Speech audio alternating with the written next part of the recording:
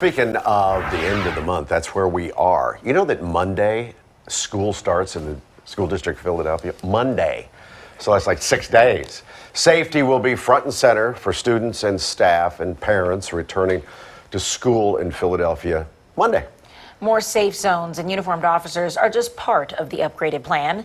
And this comes after 119 people under 18 years of age were killed by gun violence last year. I believe it's actually under 21 years of age. 47 were students in public or charter schools. But of course, you don't want to lose even one life. And so the question is, what can we do to make sure that our kids are safe, not only in school, but leaving school and heading to school? So Kevin Bethel is a school safety chief, and he is joining us now with the plan for next week. Oh, good morning. Good morning. You ready? 6 days to go. Yeah, I think we are ready. I mean, we started that process last year, and we continue this year to come out of the starting the school year very strong in our posture around safety for our schools and working to fill up the police department and other partners to accomplish that. Because there's really two separate things. You have the safety zones and safety paths. Let's start with the safety zone.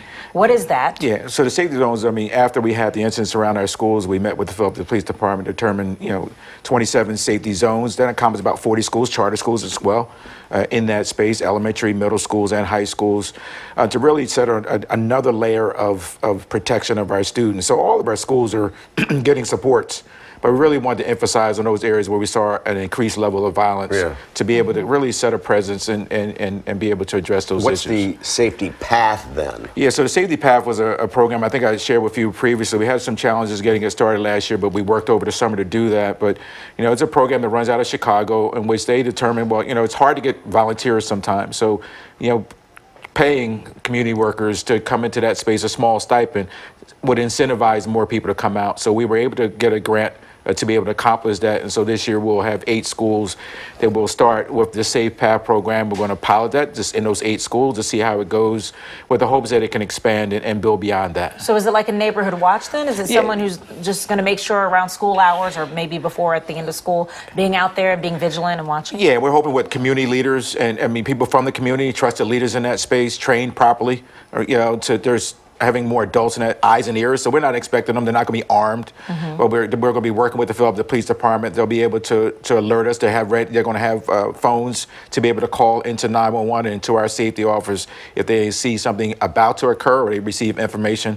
We hope that building those relationships, we can stop some of those potential things that happen. And if it's at 8 schools, about how many then would be per school or per area? Well, we'll determine on the size of the school, the scope of the corridor. I mean, those are the things we'll develop once we deploy the men and women. See how it goes at these 8 places. Yeah. Okay. Yeah. The Philadelphia Police Department says they're short by 600 to 1,000 cops. Do we have enough police officers to do this too?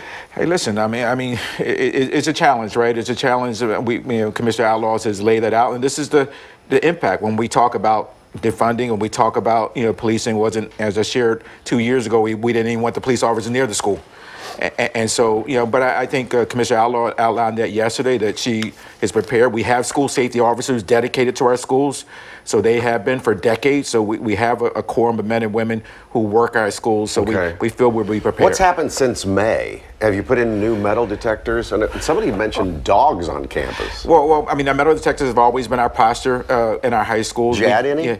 No, we didn't add any. We're looking at some new technology. I mean, last year we did our elementary and lower grades. We won't do that this year. We'll wait to the data. But the dogs not inside of our schools. But one of the things we were finding, individual students were leaving guns outside of our schools. Right. And so we work with the Philadelphia Police Department to bring K9 sniffing dogs to go around our schools to see if they can locate. In some cases, we were able to do that. Because how many last year did you guys find? We had about 17 guns that were in the school, that we know were in the school and around the area. And so it's been, that was a difference, that we did not have that kind of activity around our schools last year. But we're hoping that things will change this year. We'll come out strong.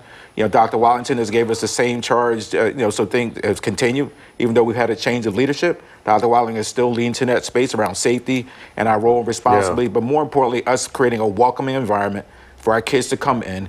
And through that relationship building, we believe we can also, deter any of this activity. Where do you stand on training as far as something like Uvalde, which happened since May?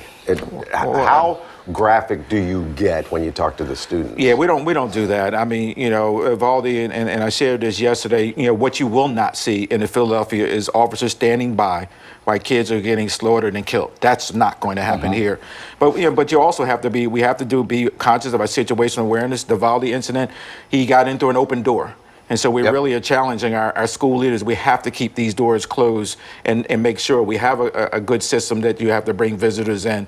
And so we train our schools, you know, through the lockdown procedures. The Philadelphia Police Department does an immense amount of training of active shooter training. Our SWAT team does that. But we're also conscious of not trying to put our children through this, you know, that kind of trauma, running into school with guns and doing these exercises. We believe we can accomplish it in a way. We're going to bring on a new model that will allow us to do some different tailoring of this. We're going to begin to embed that into the school over the next year or so. Where'd you find that model? It's an Alice model, but it gives you, it's a national model that really gives you an ability, and unlike the run, hide, and fight, Right. we cannot have kindergartens and first graders are not going to run, they're not going to hide, and they're not going to fight. And so you have to come up with different modeling that it gives you the ability to be nimble in that space. We know what we can do with our older kids in our high schools. We know what they're going to do. But our younger kids, we have to make sure that we give them the capacity to do that without instilling this immense fear as well. I'd like to learn into more them. about that. Maybe we can have this. Yeah, we could do It's called that. the Alice program? Yes. Okay. Do you think this, we have about 2,000 workers for this Philadelphia school district. They're maintenance people, right? Bus drivers, stuff. Would that affect safety as far as you're concerned?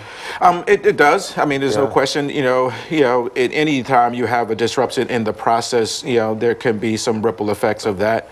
But we're confident. I know the school district is working hard with the unions to hope to resolve that so we can open, you know, successfully in Monday. But we'll be prepared for that as well in the event that there is a strike. Again, collaborating with the police department, we believe we have a strong plan in place to ensure that our kids can move through the Thank you system. for what you do. Yes, We appreciate you. it's Thank you. important work. Thank you. Thank you both. All right. Good luck Monday.